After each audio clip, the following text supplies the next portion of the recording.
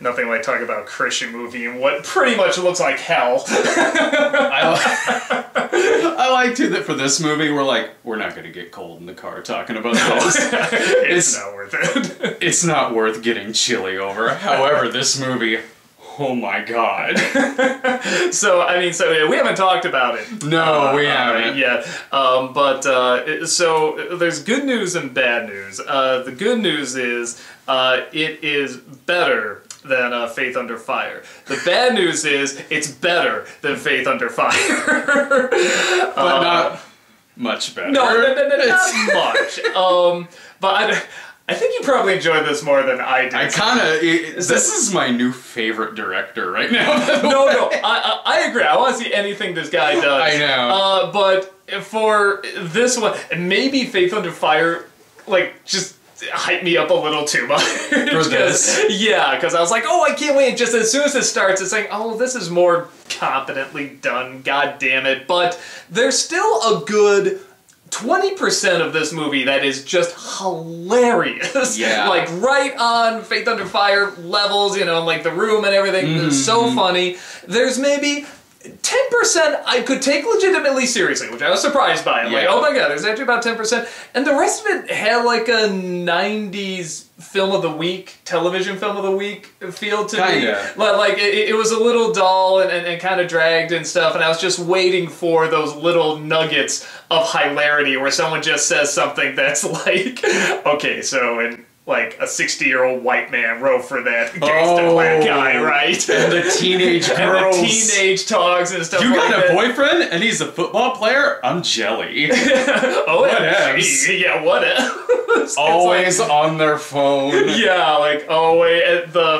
So there's a lot, how to put it? If you did a review of this, you could get enough to, get some laughs. Lord, yes. Definitely. But I feel like all the laughs would be in, that 20-minute review, you know what I mean? Everything else, it's kind of a drag, and they're just talking or saying what people in these kind of movies, say. But I will admit that 20% is mighty hilarious. I have a buddy of mine is an actor, does movies around where stuff like this is made, and he wrote to me about this a few weeks ago and said, that's finally coming out. That got made 4 years ago. Really? There's a part where you can tell where the guy goes to a movie theater and he's looking for his daughter, and the posters in the background are all of the first Deadpool.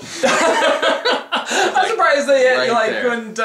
They didn't have to blur that out, or although who's gonna see this movie? Yeah, Disney's really gonna be like, well, we better go after them. Looks like they got money. We saw this movie. This is now the third movie that I've seen from Joel Reisig, I believe is his name, the director, and I'll say this about him in that usually quality is more or less sort of similar in a lot of them that you see, but of the 3 movies I've seen of his, one of them was a comedy about a talking hedgehog.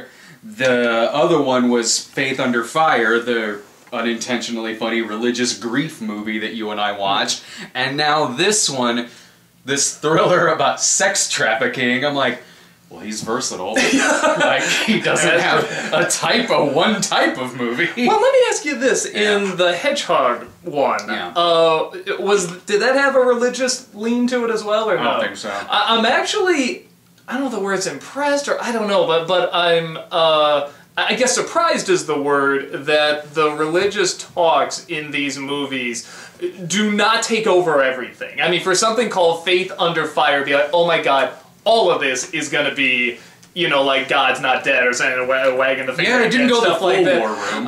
No, exactly. And this one, it's it's brought up every once in a while, and there's, to a point where it's almost jarring. I remember at one point, they're talking about how they're going to find the door, and you keep an eye out here, and you, apparently they do some deals around this church, so keep an eye out for that. And she's like, I get to do my job and go to church? Oh, pinch me. And she's legit serious. It's similar to Faith Under Fire in that when something like that does come up in this movie, it's random and could kind of be taken out of it, to the point in that, especially politics in this movie, when the family at the beginning of the movie will be sitting at the table And the mom, Kristy Swanson, yells something to her daughter. Daughter doesn't listen. Dad says the same thing. Daughter listens to him. Then Kristy Swanson says, you listen to him but not me? And she goes, well, he is the man of the house. And then Kristy Swanson's like, hey, we're supposed to be a progressive household. And then later in the movie, after their daughter's been kidnapped, suddenly they now go gung-ho, like, cartoonishly conservative, where the dad comes into the kitchen wearing a gun. Yeah, in the kitchen wearing a gun. And the grandma, who at the start of this movie, I swear she'd be the one wearing the gun, is like, what the hell is that? And he's like, it's called a gun. And she's like, this is, and now suddenly because of his daughter and everything, suddenly now he literally just goes, this is my Second Amendment right to carry my gun in the kitchen as I'm fixing my coffee. It's like, he's like Randy Marsh in that, like, his politics will turn on a dime depending on what the plot of the episode is. Well, even the movie kind of seems like that, because, I mean, not surprisingly, it has a sex trafficking is bad angle, not a bad angle. Yeah. But, like, in terms of, like, you know, like you said, like, walking with the gun, it's my right and stuff, but, like,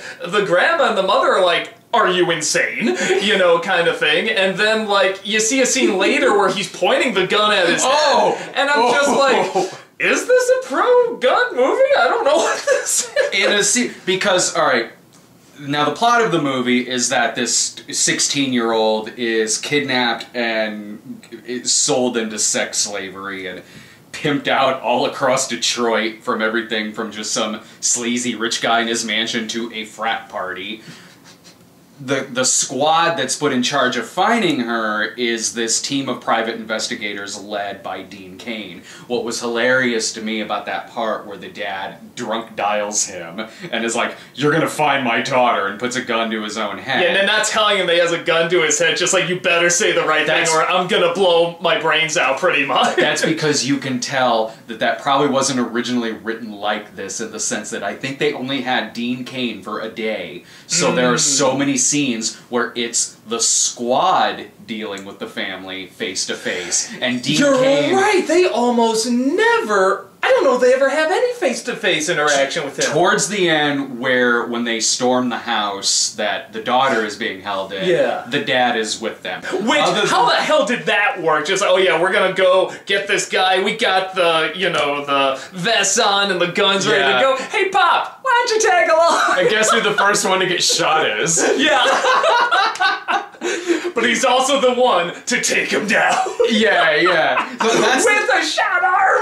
That's the only scene where Dean Cain and him have face-to-face. Other than that, it'd be like you're watching The Fugitive and the squad is doing everything, and every now and then Tommy Lee Jones just calls in to check and see how things are going. That's like, because Dean Cain, who's not bad in the movie, but they only had him for a short time, so when they're interviewing the family, or checking out these houses... he's never there, I never put that together. He's just on speakerphone. Sometimes I thought he hung up, but then he'd still be there. When they're first interviewing the family, again, where Dean Cain is just brought in via speakerphone, the family's interviewing them, and then talking about their prices, and like, well, okay, we'll do this, but it's $20,000 a week. And I thought Dean Cain wasn't there anymore until eventually he chimes in. He's like, okay, good, let's go to work. Didn't you like that too, when the parents are haggling down the price? Like, $20,000, well, I don't know, can't we maybe? It's like, your fucking daughter. And then my parent says, you know, well, I was gonna go to her college fund. It's like, what good is that gonna do if you don't have a dollar to go to college? Like, the grandma actually says that. Like, honey, let's be fair. The other kid's the $20,000 kid. This one, well, we could work with 10. I'm just saying. Like, oh yeah, they have another daughter too. And again, like how dad becomes more stern through the movie. Earlier, he's just kind of whatever, apathetic dad. And then later in the movie, where the other daughter comes down in like cut off jeans and everything, the dad's like, upstairs. Yeah, what are you wearing? I'm just like, you're a McDonald, not a whore. So. Yeah, they're bargaining with the private investigator group while the tech geek guy is standing up at the laptop and sees the girl's uneaten Sweet 16 cake there because she didn't show up to her Sweet 16 party on account of being kidnapped. Oh, and do they ever explain why the decorations are literally up throughout the entire movie? The same reason weeks later. The same reason Kristy Swanson only has like 2 or 3 outfits in this movie. And why like Dean Cain is just brought in on speakerphone and the cake is up there and the tech guy just sees the cake sitting there while he's like trying to come up with passwords and it's just like, well, she ain't eating it. So he just starts eating it. Dad's like, excuse me. And don't you love too, they're trying to make this like really serious, like they're trying to do, you know, and sometimes honestly it's not, how do I put it, it's not as bad as you would think it is at doing it, but like when you get to the end, when they're gonna go, you know, get spoiler, you know, they find her and they find the people and everything, they do like the slow-mo walk where they're like, we're gonna take him down, like it's Fast and Furious, and I'm just like, this isn't a heist movie, it's a fucking trafficking movie. That's how it opened too. It opened with Dean Cain and his squad in super slow motion getting out of the car with their AK-47 storming into this house with a bunch of, where a dog fighting ring is going on and there's a bunch of Confederate flags up on the wall and Dean Cain comes in and is just like, I'm a dog lover, and beats the shit out of the guy. It's like it's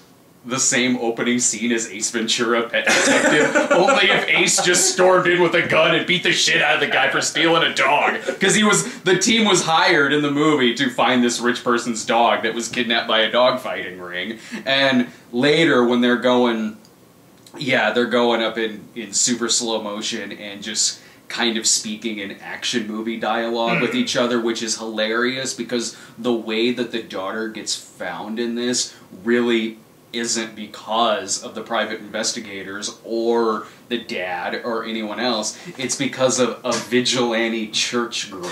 You know, and that's one of the few scenes where I'm like, this is silly, but all their acting, I found actually kind of like that they were all in it. Like, guys like, what are you going to do? I'm gonna, you know, because the temp or whatever is waiting outside.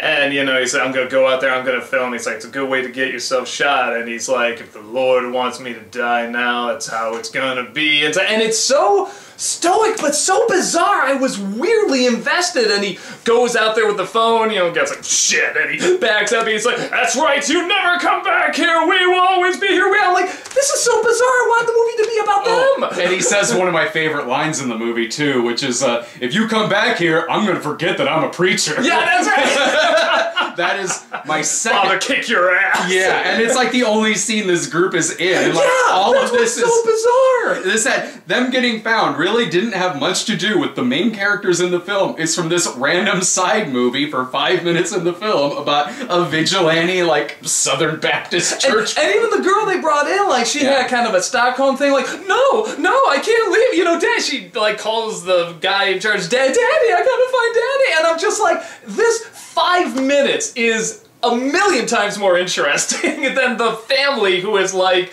lost their daughter, which you wouldn't think. You would think that would be the more interesting story. I love... and you're right, they are never referenced before. They just bring her, here's all these people, and they're, like, playing a guitar, like, in the church meeting. She's like, it's like, it's gonna be okay. We're gonna get you back to, you know... to yourself and everything, and she's panicking, and they're gonna go out, and I'm just like, this is, like, this 5 minutes here is just like, it's bizarre, but like, I was like hooked. Where the rest of it, again, with the exception of some of the funny scenes, I thought were kind of dull, and I'm like, I wish I was fine. Like, I want them to have like their own series. I was enjoying all of the action movie dialogue in this film.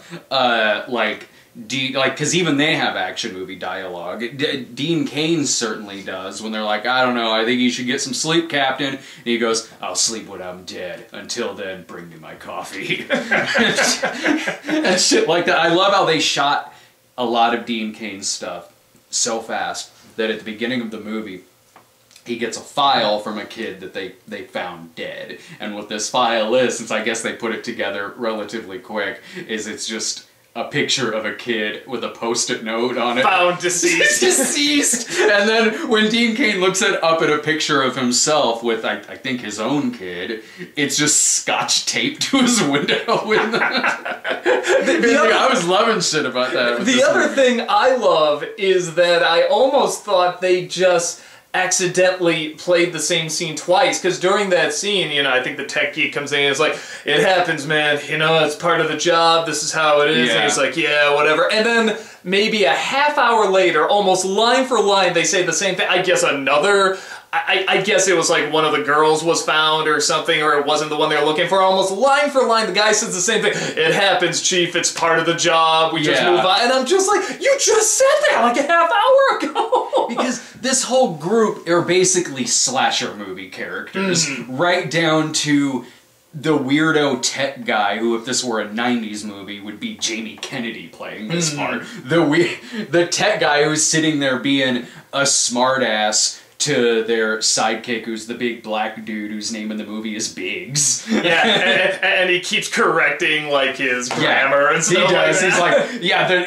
the dweeby tech guy's just sitting there going, excuse me, I think you mean there isn't anything wrong with that. And then they're arguing with each other as if, like I said, they're like college kids and this is a slasher movie. Oh, Donatello. Yeah, you're the geeky one. And then when it's all over, the dude's in his the kid's in his office, and then the big dude comes in and just, you think a fight's gonna start again. He's like, hey, my man. Yeah.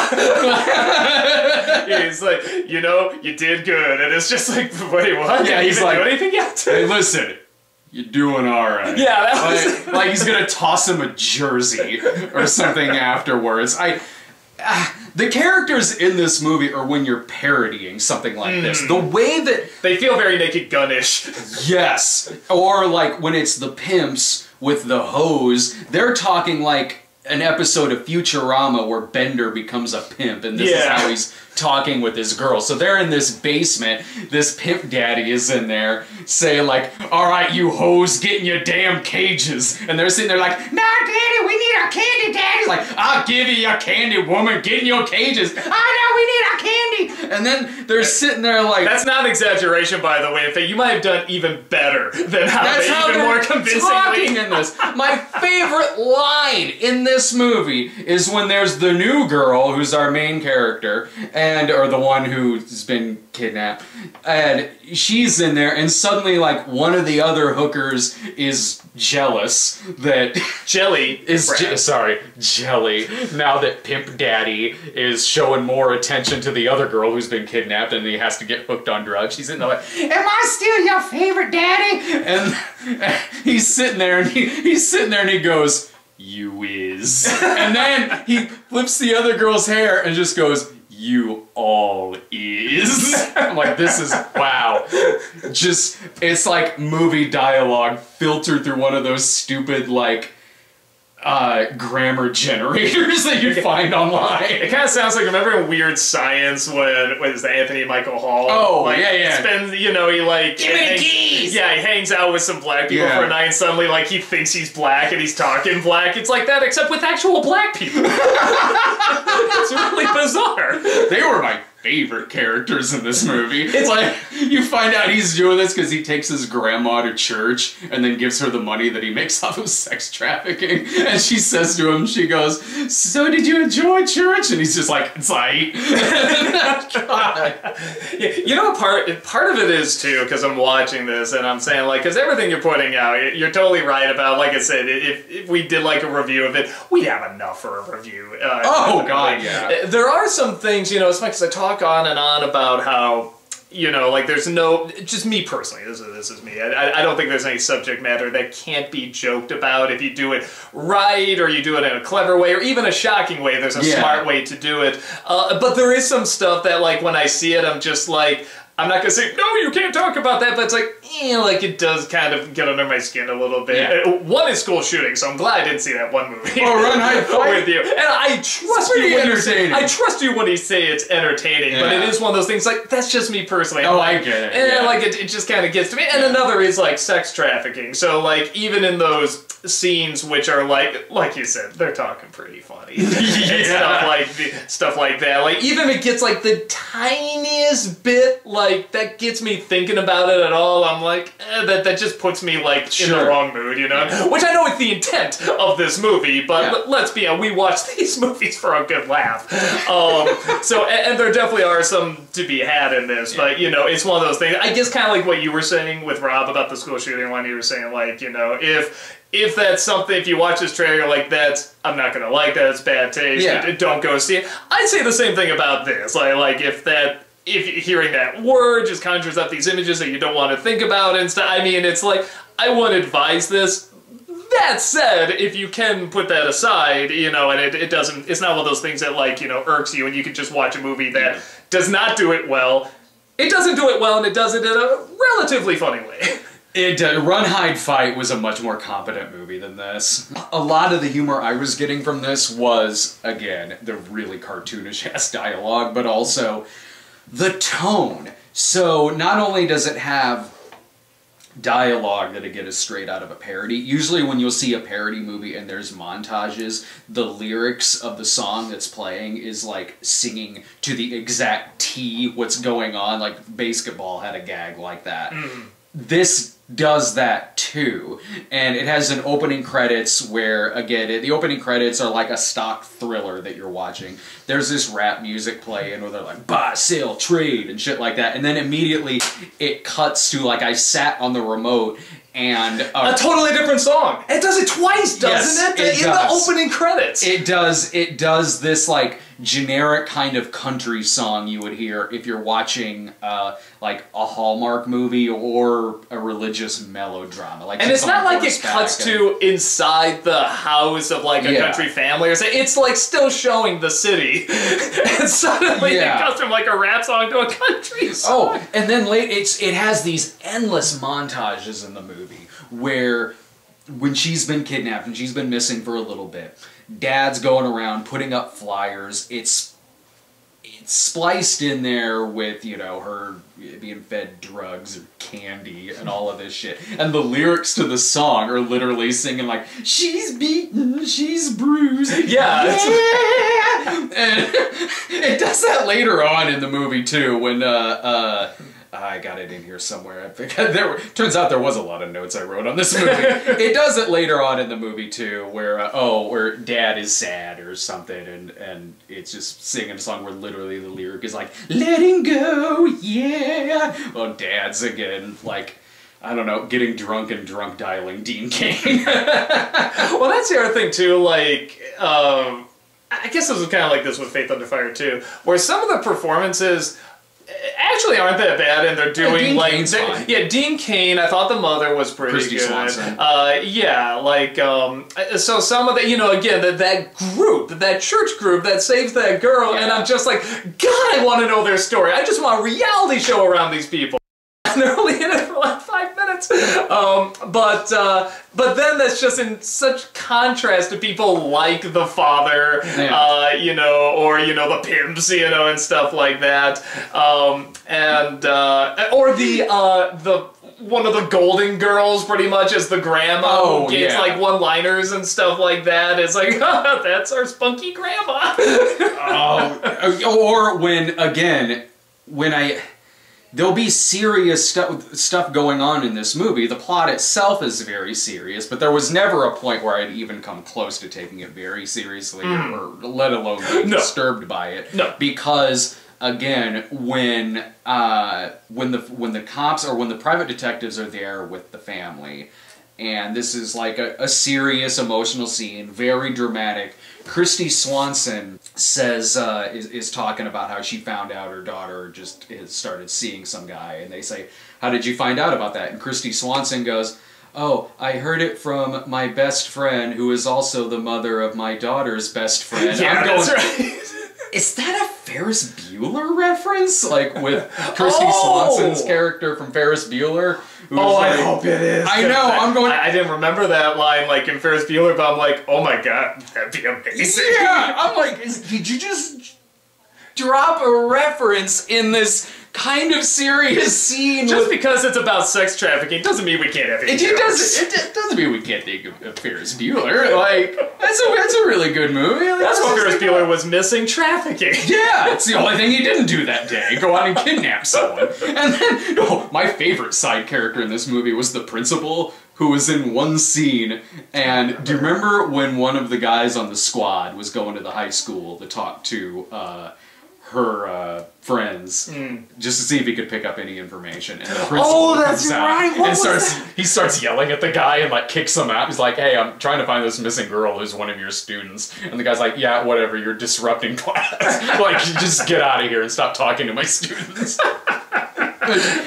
I think if it's the one thing I think he's pretty wooden too, and really weird, and like the way he said everything. The principal? Yeah. Oh, yeah. Oh, in fairness to the principal, like when he walked up, it did look like this guy was just like macking on a couple of the high school students. Because even earlier in the movie, the guy was going like, "Oh man, when are you gonna put me on any college cases?" or something like that. Like he's, again, like it's a college movie, and he's Booger from Revenge of the Nerds. You remember the part where they're all like, "Haven't you got any dates, Booger?" And Booger's like, "I've been out combing the high schools all day." That's like this guy in this movie. Hell, the tech guy in the movie, in his like little work office, has a poster in the background for one of the director's other movies. I was saying this has to be like, because I never heard of it. Fraternity House. I'm like, I'm sure this is something that like the director worked on.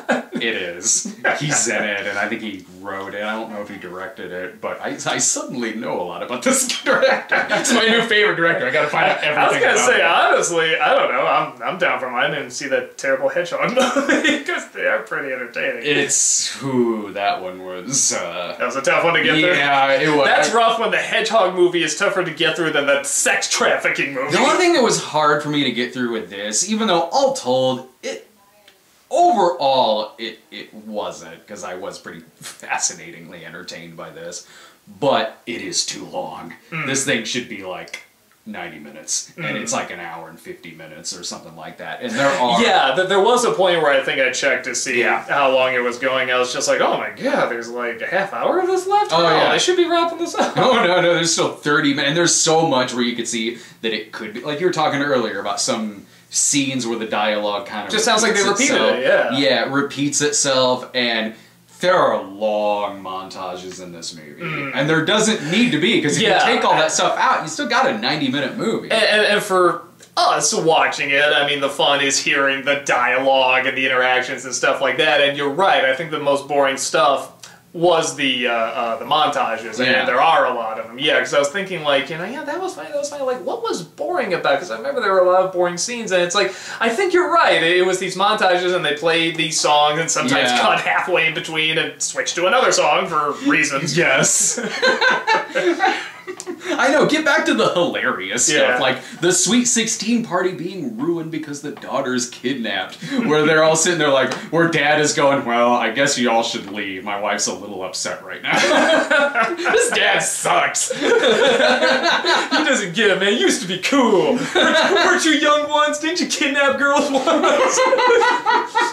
There's one scene, this isn't a comment on the movie, right? This is just a funny thing that happened. I don't even think it's just funny to say. So my wife's really gotten back into Curb Your Enthusiasm again. She's rewatching some of the episodes. Sometimes I hear it through the walls. I was watching it in here, and one of the scenes where there's the daddy is telling the girl, you're gonna go in there, we pay for 3 hours, you're gonna give him exactly what he wants, you hear? And she, it's like, get in there. And she gets out, she's walking to the door, I hear in the other room, boom, boom, boom, and the Curb Your Enthusiasm music, and I just lost it. I'm like, oh my god, again, that's nothing to do with the movie, it's just, that was some of the funniest timing I ever heard. Laura's huge into Curb Your Enthusiasm, like, so yeah, if you exchange that music with the music in this movie, then I probably could have talked her into watching this movie with me. No, because it was the same thing, because my wife saw Faith Under Fire, loved it. Did she watch this? No, maybe for the same reason Laura did. She's like, I don't want to see that. Sex trafficking? What? And, you know, even if it's by a guy who's hilarious and stuff, and I'm like, I get it, you know, so yeah, I just watched it. She was still asleep when I watched it, because I watched this at like 6 o'clock this morning. Like, I just saw this movie. You watched it a few days ago, right? Yeah. I watched it this morning, and so Laura was just simply still asleep when I had this on. She came into it like... She came into it past a lot of the really hilariously bad stuff. She woke up like in the last 20 minutes of the movie, so she was seeing stuff. There's some funny stuff in that last 20 minutes. There is, but not... We're at that point, we're long past like the Pimp Daddy Bender stuff and like all this dialogue that looks like they should be wearing like big purple hats. So we're long past all of that, and we're really what she was kind of left with when she walked in was like a lot of the slow motion walking with like a machine gun and shit like that. And so yeah, she looks at me, she goes like, "Is this any good?" I'm like, "No." Did she see Faith Under Fire or no? No, she didn't. Oh, she man, didn't you gotta show her that one, man. I should, yeah. That was a masterpiece. So far, that's my favorite one. This mine director too. that I've seen. It wasn't... Rob and I did an episode on the Hedgehog one, and Andy the Talking Hedgehog, and it did... There was a moment in this where you could kind of tell it's the same director, because in Andy the Talking Hedgehog, it's just like, just random dude's voice over the hedgehog who's on camera. Well, some of the dubbing in this is also very funny. Oh my god! When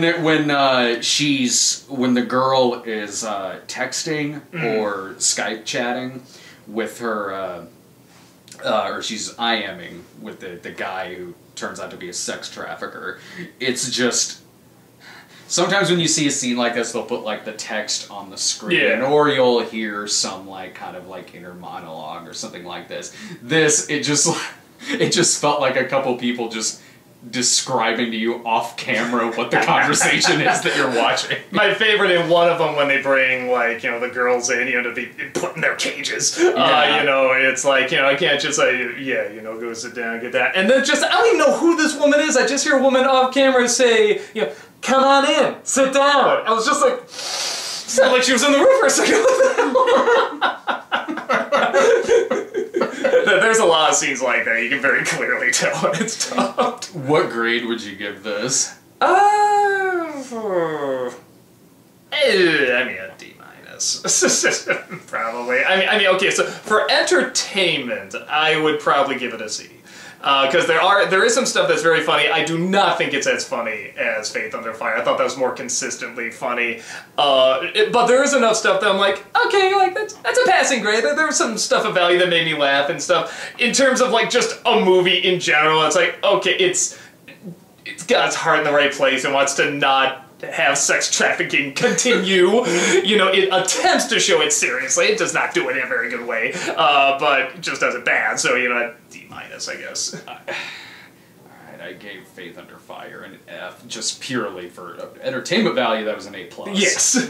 But this, I think I guess I gotta go on this too, because it is incompetent like Faith Under Fire, but also I think the reason why I'll go that direction with this is that you made a thriller about sex trafficking and it's hilarious. I'm like, I think I think for that reason alone, I'll be like, alright, I gotta give you an F on this. But I'm not saying don't watch it. Yeah, still got some chuckles. Yes, yeah, when I texted you about this, I'm like, hey, you want to watch this sex trafficking movie from the director of Faith Under Fire? You write to me going, do you even have to ask? Our Friday is set. Yeah, I'm with you. I want to see everything this dude does. I know. I'm totally on board. My buddy texted me a couple weeks ago and was just like, hey man, he just put this notice out on his Facebook. He's casting for his new movie. I'm like, ooh, ooh, ooh.